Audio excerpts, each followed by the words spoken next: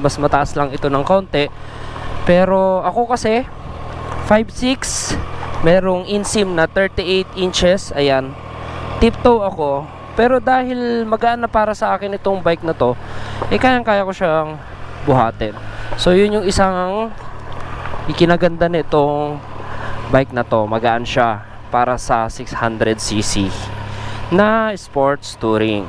Yun, thank you, Nay. Isa pa sa magagandang features nito is yung kanyang TFT panel. Kung mapapansin nyo, malinaw kahit sinag ang araw.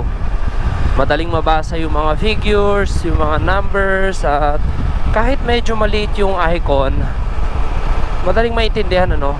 Nung nakaraang vlog natin, hindi ko nabanggit yung top speed nito.